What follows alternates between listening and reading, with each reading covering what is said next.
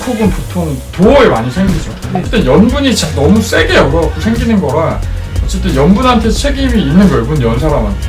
그래서 이제 피해자 입장에서 일반 랩핑이 안 돼 있다면 벤트 작업을 이용해서 안에 꼬챙이를 넣어갖고 철판이 이렇게 쏙 들어가 있으면 이렇게 살살 긁어갖고 이제 로우 들어가 있는 걸 빼내는 작업이에요, 안에 로드를 넣어서.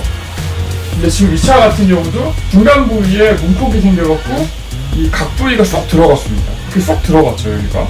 빼낼 때 조금 먹은 문콕이라면 빼내기만 해도 괜찮아요.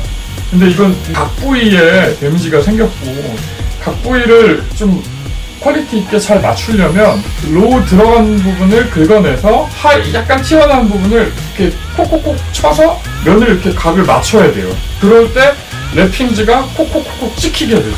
불가능한 거는 랩핑지를 제거한 다음에 덴트 작업을 해야 됩니다. 이렇게 싹 다 벗겨서 그 부위에 약간 이제 들어간 부위가 확인이 되죠.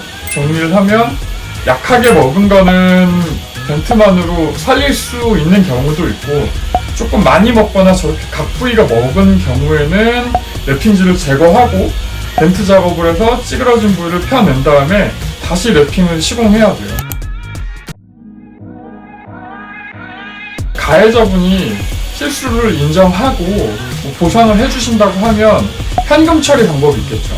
그리고 어느 정도 좀 이런 수입차 같은 경우는 비용이 좀 나올 수 있고, 도장이 까졌을 때는 재도장을 해야 될 수도 있고, 수리기간에 렌트도 빌려 타셔야 되기 때문에 좀 견적이 많이 나오는 경우는 보험 처리를 받으실 수 있습니다.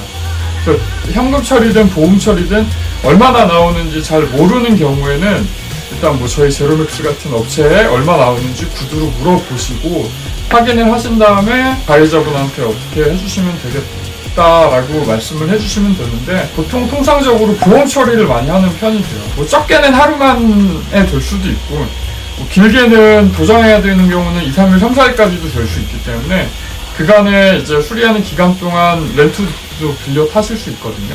그런 거는 보험 처리로 다 일괄 처리가 가능합니다. 크게 두 가지 방법이 있습니다.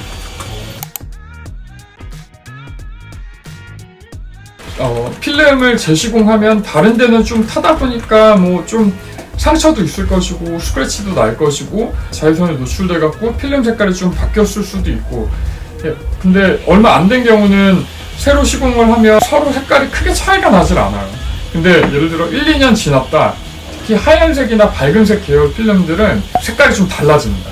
새 거가 확실히 깨끗해 보이고, 좀 기존에 붙어있던 필름들은 좀 우려지기도 할 것이고 색깔이 좀 이색 현상이 분명히 있어요. 그런 경우에 참 어렵고 애매합니다. 이렇게 요거 한 판 다시 하자고 전체 랩핑을 다시 하기도 쉽지 않은 상황이고, 다른 방법이 있다면 여기랑 여기를 색깔을 맞추기 위해서 다른 기존에 되어 있던 면을 광택을 하면 조금 색깔이 맞춰집니다.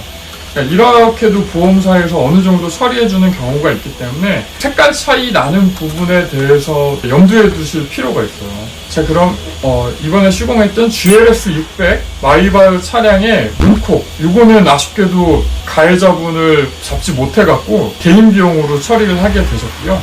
그럼 작업기 함께 보시죠.